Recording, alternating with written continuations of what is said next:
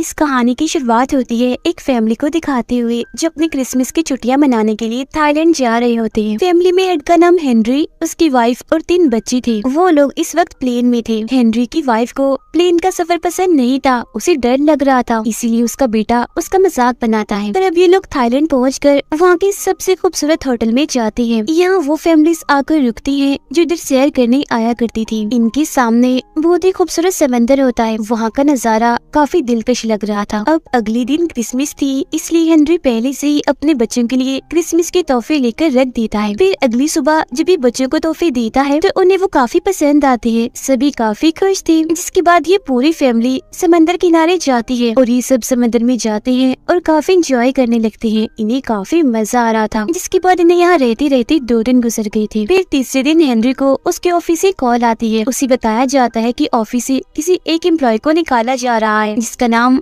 बहुत जल्द बता दिया जाएगा। ये सुनकर उसे काफी फिक्र होने लगती है।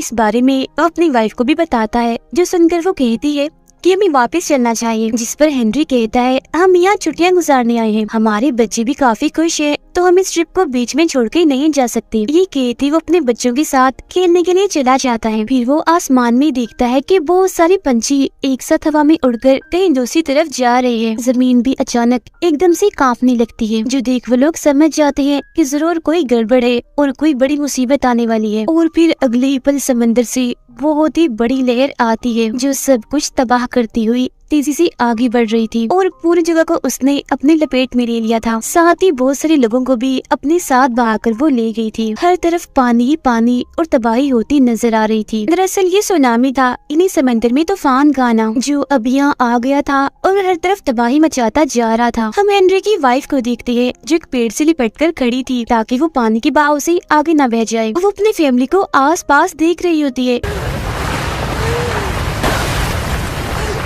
उन्हें आवाजें लगा रही होती है, मगर वो उसे कहीं भी नहीं मिलती। हर तरफ बस पानी ही पानी था जो सामान और लोगों को अपने साथ बहाकर ले जा रहा था। और फिर तभी अचानक उसे अपना बड़ा बेटा लोकस दिख जाता है। वो तेजी से तैरकर अपने बेटे की तरफ जाने लगती है, मगर जैसे दोनों करीब आकर एक दूसरे का हाथ पकड़ने लगती है, वैसे ही लहर एक और बार आती है और बहाकर दोनों को ले जाती है, जिससे वो अलग अलग हो गई थे। लेकिन उन दोनों की किस्मत एक बार फिर उनका साथ देती है। वो दोनों एक दूसरे को देख चुकी थी। उसकी मोम पौधों के ढेर के पास पड़ी थी जिसके पास वाले खंबे से वो लिपटा हुआ था। जिसके बाद लोकस फौरन अपनी मोम के पास जाता है। दोनों माँ बेटा एक दूसरे को देखकर काफी खुश हो गई थी, गले से लगकर काफी रोने लगती है और फिर धीरे धीरे वो पानी के साथ आगे की तरफ बहने लगती है और एक ऐसी जगह पर आगे रुक जाते हैं जहाँ पानी कम था। अब यही हमें पता चलता है कि लोकस की मोम का पाँव काफी जख्मी है, उस पर गहरा कट है जिससे तेजी से खून निकल रहा है। मगर वो इस बारे में अपने बेटे लोकस को नहीं बताती क्योंकि वो नहीं चाहती थी कि उसका बेटा उदास और परेशान हो जाए। अब तभी लोकस को एक बच्चे के रोने की आवाज आती है, जिसे जैसे ही बचाने के लिए वो जाने लगता है तो उसकी मोम उसका हाथ पकड़ लेती है और कहती है कि तुम मत जाओ मेरी जान, मैं पहले ही अपने हस्बैंड और 2 बच्चों को खो चुकी हूँ, तो मैं नहीं चाहती कि मैं अब तुम्हें भी खो दूँ। जिस पर वो कहता है, मोम मुझे कुछ नहीं होगा, मैं उसे बचाकर ले आऊंगा, वो कितना छोटा सा बच्चा है, मुझे तरस आ रहा है उस पर। वैसे भी हमें जरूरतमंद हर इंसान की मदद करनी चाहिए। जिसके बाद वो उस बच्चे को बचा लेता है जो झाड़ियों के नीचे पड़ा रो रहा था। वो उसे अपने पीठ पर बिठाकर वहाँ से जाने लगता है। उसकी मोम भी उसके पीछे ही थी। वो उस छोटे से बच्चे को एक पेड़ पर चढ़ा देता है। वो अपनी मोम को भी ऊपर चढ़ाने की कोशिश करता है, मगर उससे चढ़ा ही नहीं जा रहा था क्योंकि उसके पैर में जो चोट थी वो काफी दर्द कर रही थी, खून भी निकल रहा था, तो उसे मसला हो रहा था ऊपर चढ़ने में। मगर लोकस काफी हिम्मत दिखाते हुए कैसे भी करके अपनी मोम को भी ऊपर चढ़ा ही देता है और अब ये तीनों पेड़ पर बैठकर रेस्क्यू टीम के आने का इंतजार करने लगते हैं जो इन लोगों को आकर बचा लेंगे। अब हम आस पास का नजारा देखते हैं जो बहुत ही भयानक लग रहा था क्योंकि हर तरफ तबाही हो गई होती है। फिर अब कुछ वक्त के बाद इधर पास के गाँव वाले आ जाते हैं। वो इन लोगों को देख चुके थे, इसलिए इन्हें अपने साथ ले जाने लगते हैं। लोकस की मोम काफी जख्मी थी तो ये लोग उन्हें उठाकर अपनी गाड़ी में डालकर यहाँ से ले जा रहे थे। फिर जब ये लोग हॉस्पिटल पहुँचते हैं तो दिखाया जाता है कि यहाँ और भी बहुत सारे लोग हैं जो सबके सब जख्मी है। यहाँ पर पैर रखने की भी जगह नहीं है क्योंकि पूरा हॉस्पिटल ही भरा हुआ है। टीवी पर भी ये खबर चल रही थी कि समंदर में सुनामी आया है जिसने हर तरफ तबाही मचा दी है और न जाने कितने लोगों को अपना शिकार बना लिया है। लुकस की मोम को काफी दर्द हो रही होती है, इसीलिए वो उसे कहती है, बेटा मुझे दर्द की दवाई ढूंढ कर दो, मैं बहुत तकलीफ में हूँ। तो वो वहाँ स्टोर में दर्द की दवाई ढूंढता तो है मगर वो उसे नहीं मिलती। और फिर तभी इधर एक डॉक्टर आता है जो सबसे पहले उसे दर्द का इंजेक्शन लगाता है और फिर उसकी टांग साफ करके मरहम पट्टी करता है, जिसके बाद उसे बाकी मरीजों के साथ रख दिया जाता है। मगर अभी भी उसकी तबीयत पूरी तरह ठीक नहीं होती। उसी तबीयत अचानक से उल्टी हो जाती है क्योंकि दरअसल जब पानी उसे बहाकर ले गया था तब उसके पेट में पानी के साथ साथ गंदगी भी चली गई थी, इसलिए उसे उल्टी हो गई। अब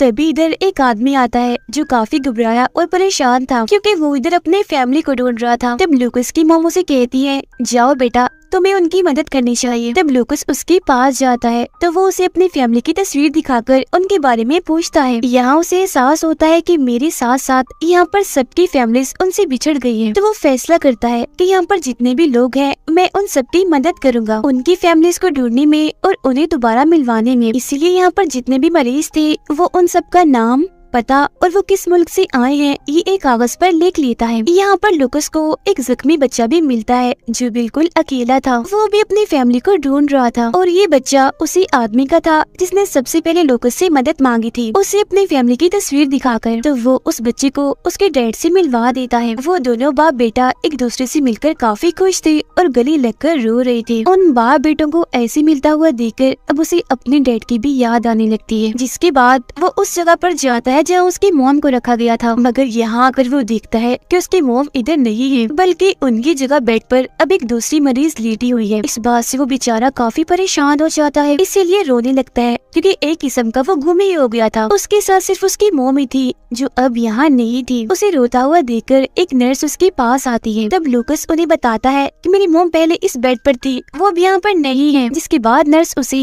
एक दूसरे वार्ड में लेकर जाती है जहाँ और भी बहुत सारे बच्चे होते हैं और ये सब वही बच्चे थे जिनके माँ बाप मिल नहीं रहे थे। नर्स लुकस से पूछती है, क्या तुम अपने किसी रिश्तेदार का नाम और नंबर जानते हो जिनसे हम राब्ता करके उन्हें यहाँ बुला सके और वो तुम्हें यहाँ से ले जाए। जो सुनकर लुकस मासूमियत से जवाब देता है कि हाँ मैं अपने दादाजी का नाम तो जानता हूँ मगर मैं उनका नंबर भूल गया हूँ। जो सुनकर नर्स उसके शर्ट पर एक स्टिकर लगाकर चली जाती है जिस पर एक नंबर था। यहाँ बाकी बच्चों के कपड़ों पर भी इस तरह के स्टिकर लगाए गए थे जिन पर अलग अलग नंबर लिखे हुए थे। लुकस यहाँ पर काफी परेशान नजर आ रहा था, इसीलिए वो रोने लगता है क्योंकि उसे लग रहा था कि मेरी मॉम जरूर मर गई है, जब भी तो वो मुझे यहाँ मिल नहीं रही, शायद उन्हें दफना दिया होगा। अब हम उस होटल का सीन देखते हैं जहाँ लुकस के डैड हेनरी अपनी फैमिली के साथ रुकी थी। यहाँ बहुत ही तबाहकुन हाल दिखाया जाता है, सब कुछ तबाह बर्बाद होकर वहाँ पड़ा हुआ था। यही हम पे लुकस के डैड को भी देखते हैं जो मरे नहीं थे बल्कि अभी जिंदा थे, वो बस काफी जख्मी हो गए थे। वो उठते हैं और आसपास अपने फैमिली को ढूंढने लगते हैं। वो उन्हें आवाज भी लगाते हैं मगर जाहिर है इधर कोई नहीं था तो आगे से उन्हें कोई जवाब नहीं आता। इधर अब हेलीकॉप्टर्स भी आने लगते हैं जो लोगों को बचा बचा कर यहाँ से ले जा रहे थे। मगर हेनरी यहाँ से जाना नहीं चाहता क्योंकि वो कैसे भी करके अपनी फैमिली को ढूंढना चाहता है। वो उन्हें लिए बगैर यहाँ से जाना नहीं चाहता। अपनी फैमिली को ढूंढते हुए वो होटल के उस कमरे में जाता है जहाँ वो रुका था। वो काफी जख्मी था तो किसी चीज से टकराकर वो नीचे गिर जाता है। नीचे ही लेटे लेटे वो दोबारा से अपनी फैमिली को आवाज लगाता है जहाँ तभी ऊपर टूटी हुई छत से उसके दोनों बच्चे उसे देखने लगते हैं जो अभी भी जिंदा थे और अब ये तीनों बाप बेटे तो आखिरकार मिल गए थे। बच्चे जल्दी से अपने डैड के पास आते हैं। हेनरी उनसे कहता है, मेरे बच्चों तुम इस हेलीकॉप्टर के साथ चले जाओ, मैं तुम्हारी मॉम और तुम्हारे भाई लुकस को लेकर बाद में आ जाऊंगा। जिस पर छोटा बेटा बड़ी मासूमियत से कहता है, पापा नहीं, मुझे आपके साथ रहना है, मुझे नहीं जाना, मुझे बहुत डर लग रहा है। मगर हेनरी उन्हें समझाता है और यहाँ से भेज देता है। जिसके बाद वो अपने बेटे लुकस और अपनी वाइफ को ढूंढना शुरू कर देता है। उसे ढूंढते ढूंढते रात हो गई थी मगर अब तक उसकी वाइफ और बेटे का कोई अता पता नहीं था। वो बेचारा काफी जख्मी भी था। और फिर तभी जब वो सड़क पर जाता है तो अचानक उसके सामने गाड़ी आ जाती है और जब वो लोग ये देखते हैं कि हेनरी काफी जख्मी है, उसका खून बह रहा है, तो फौरन उसे एक कैंप में में ले जाती है जहाँ जख्मी लोगों का इलाज किया जा रहा था। यहाँ उसे एक आदमी मिलता है जो मायूस होकर वहाँ बैठा हुआ था क्योंकि उसकी फैमिली भी खो चुकी थी। वो बताता है कि मेरी पूरी फैमिली उस समंदर पर गई थी जबकि मैं होटल में था और जब सुनामी आया तो उसके बाद वो मुझे नहीं मिले। तब यहाँ हेनरी भी बताता है कि मेरी वाइफ और बेटा भी लापता है, मैं भी उन्हें ही ढूंढ रहा हूँ, मगर मैं ये नहीं जानता कि वो जिंदा भी है या नहीं। यहाँ पर दरअसल सारे लोग वही थे जिनकी फैमिलीज उनसे अलग हो गई थी और सुनामी भी क्योंकि काफी खतरनाक थी तो किसी को भी ये पता नहीं था कि उनकी फैमिली के लोग जिंदा भी है या नहीं। बेचारे वहाँ मुँह लटकाए उदास बैठे अपनी अपनी फैमिलीज को याद कर रहे थे। उनके चेहरे से दर्द साफ नजर आ रहा था। हेनरी के सामने वाला वो लड़का कहता है, मेरे पास तो फोन भी है, मैंने इसकी बैटरी बचा के रखी हुई है ताकि अगर मेरी फैमिली जिंदा हो और मुझे कॉल करने की कोशिश करे तो मैं उन तक पहुंच जाऊं। तब हेनरी उससे फोन लेता है और अपने डैड को कॉल करके बताता है कि सुनामी में मेरी वाइफ और लुकस कहीं खो गई है, मैं उन्हें ढूंढने आया हूँ, वो मिल नहीं रहे। 2 बच्चे तो मिल गए हैं जो एक टीम के साथ है, मगर मैं हिम्मत नहीं हारूंगा, उन्हें ढूंढ कर ही रहूंगा और घर वापस जरूर लाऊंगा। ये बातें करते करते वो जज्बाती हो जाता है, इसीलिए फूट फूट कर रोने लगता है। तो वो उसके साथ वाला लड़का उसे संभालता है। अब कुछ देर आराम करने के बाद हेनरी उस आदमी के साथ निकल जाता है जिसने उसे मोबाइल दिया था ताकि वो उसकी फैमिली और अपनी वाइफ और बेटे को ढूंढ सके। अब हम लुकस को देखते हैं जिसके पास नर्स आती है और उसे कुछ सामान दिखाती है ताकि वो पहचान सके कि कौन सी चीज उसकी फैमिली के किसी इंसान की है, मगर जब वो सामान को देखता है तो वो उसकी फैमिली के किसी भी फर्द का नहीं होता। अब इसके बाद उसे कमरे में ले जाया जाता है जहाँ और कोई नहीं बल्कि उसकी मॉम थी जो मरी नहीं थी बल्कि अभी जिंदा थी। लुकस जब अपनी मॉम को देखता है तो उसकी जान में जान आती है। वो फौरन अपनी मॉम से लिपट जाता है, मगर उसकी मॉम की हालत ठीक नहीं थी बल्कि पहले से भी काफी खराब थी। उसके मुंह पर ऑक्सीजन लगा हुआ था। लुकस अपनी मॉम के पास बैठ जाता है और उनका हाथ पकड़ के कहता है कि आप मुझसे वादा करें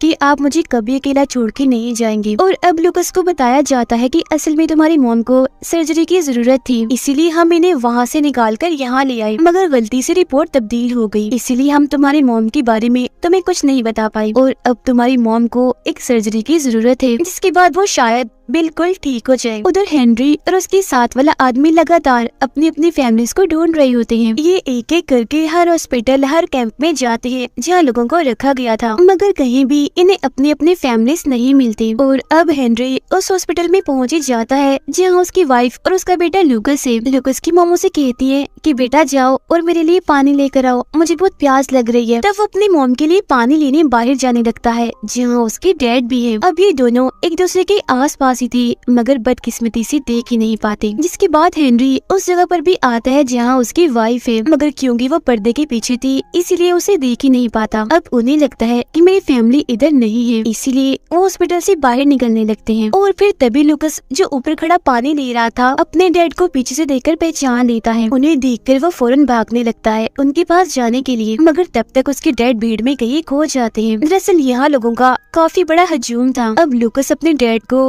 हर जगह ढूंढने लगता है मगर वो कहीं नहीं मिल रहे थे। तभी इधर उन बच्चों का ट्रक भी आ जाता है जिन्हें बचाकर ले जाया जा रहा था, जिसमें लुकस के दोनों भाई भी थे। वो दोनों बच्चे जल्दी से ट्रक से नीचे उतरते हैं। लुकस इनके पीछे से गुजर जाता है मगर एक दूसरे को वो नहीं देख पाते। अब क्योंकि उनकी फैमिली उन्हें नहीं मिलती इसलिए लुकस के दोनों भाई दोबारा से ट्रक में बैठ जाते हैं, जबकि हेनरी भी अपने ट्रक में बैठने लगता है। अब ये पूरी फैमिली एक दूसरे के करीब आस पास ही थी मगर फिर भी वो एक दूसरे को देख ही नहीं पाते। इतना ढूंढने पर भी जब उसके डैड उसे नहीं मिलते तो तंग आकर लुकस जोर से अपने डैड को आवाज लगाता है और ये आवाज उसके दोनों भाई सुन लेते हैं। वो लुकस को भी देख चुकी थी इसलिए फौरन ट्रक से उतरकर अपने भाई के पास आने लगते हैं। तीनों भाई एक दूसरे के गले मिलते हैं और बहुत खुश हो जाते हैं। और फिर तभी ये लोग देखते हैं कि सामने से इनके डैड भी आ रहे हैं क्योंकि उन्होंने भी इन्हें देख लिया था। लुकस की आवाज पहले वो सुन चुके थे। अब क्योंकि वो लोग मिल चुके थे तो काफी खुश हो जाते हैं। अब यहाँ वो आदमी जो हेनरी के साथ था अपनी फैमिली को ढूंढ रहा था ट्रक ड्राइवर से कहता है कि अब हमें चलना चाहिए क्योंकि हेनरी को अब हम अपने साथ नहीं ले जा रहे, उसे उसकी फैमिली मिल चुकी है। अब इसके बाद वो लोग लुकस की मॉम के पास जाते हैं। उनकी हालत काफी खराब थी। वो अपने हस्बैंड से मिलती है और उन्हें बताती है कि मेरी हालत बहुत ही खराब है और अब मैं शायद ना ही बच पाऊँ। तब हेनरी उसे तसल्ली देता है और कहता है कि हिम्मत मत हारो, तुम जरूर बचोगी, हम तुम्हारे लिए दुआ करेंगे, हम हमेशा एक दूसरे के साथ रहेंगे एक खुशहाल फैमिली की तरह। ये बातें करते करते